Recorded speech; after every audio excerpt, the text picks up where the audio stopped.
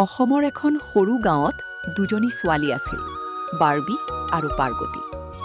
দুয়ো একে স্কুলত পঢ়ে, একে বেঞ্চত বহে আৰু সদায় একেলগে থাকে। স্কুলৰ সকলোৱে তেওঁলোকক বেষ্ট ফ্ৰেণ্ডছ ফৰএভাৰ বুলি মাতিছিল। বাৰ্বি অলপ দুখীয়া পৰিয়ালৰ আছিল। তেওঁৰ দেউতাকে দিন হাজিৰা কাম কৰিছিল। কেতিয়াবা স্কুল ফি দিব নোৱাৰি বাৰ্বি কান্দিছিল। আনহাতে পাৰ্বতীৰ পৰিয়াল অলপ ভাল আছিল। কিন্তু পাৰ্বতীৰ কেতিয়াও অহংকাৰ নাছিল। তেওঁ সদায় বাৰ্বিক সহায় কৰিছিল। প্ৰতিদিনে পুৱাই দুয়ো একেলগে স্কুল যায়। ৰাস্তাত হাঁহি ধেমালি, গান, চেলফি সকলো চলি থাকে। এদিন স্কুলত টিচাৰে ঘোষণা কৰিলে, আগন্তুক সপ্তাহত ছায়েন্স প্ৰজেক্ট কম্পিটিশ্যন হ'ব। যি জিকিব তেওঁ গুৱাহাটীলৈ যাব। বাৰ্বিৰো বহুত ইচ্ছা আছিল অংশ ল'বলৈ, কিন্তু প্ৰজেক্ট বনাবলৈ টকা নাছিল।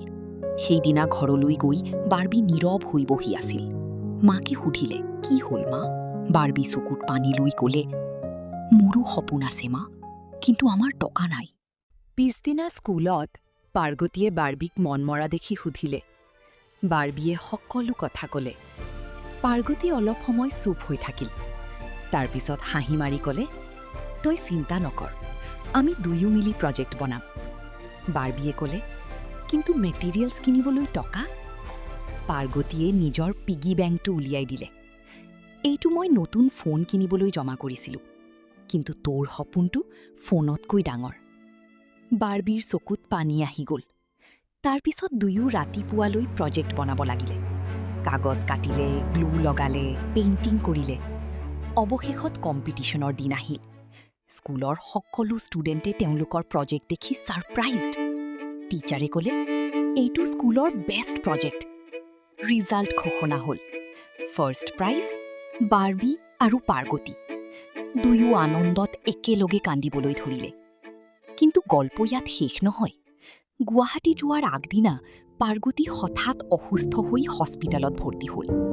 ডক্টৰে ক'লে, তেওঁৰ জ্বৰ বেছি, বিশ্ৰাম লাগে। বাৰ্বি হস্পিটেলত গৈ পাৰ্বতীৰ হাত ধৰি ক'লে, তই নাথাকিলে মই কম্পিটিশ্যনলৈ নাযাওঁ। পাৰ্বতীয়ে দুৰ্বল হাঁহি মাৰি ক'লে, পাগলী, এইটো আমাৰ সপোন, তই যাবই লাগিব। বাৰ্বিয়ে গুৱাহাটী গৈ কম্পিটিশ্যনত অংশ ল'লে। ষ্টেজত উঠি তেওঁ ক'লে, আজিৰ এই প্ৰাইজ মোৰ নহয়, মোৰ বেষ্ট ফ্ৰেণ্ড পাৰ্বতীৰ। সকলো মানুহে তালি বজাবলৈ ধৰিলে। শেষত বাৰ্বি ট্ৰফি লৈ সোজা হস্পিটেল পালেগৈ। পাৰ্বতীক ট্ৰফি দি ক'লে, এইটো আমাৰ বন্ধুত্বৰ জয়। পাৰ্বতীৰ চকুত আনন্দৰ চকুপানী আহিল।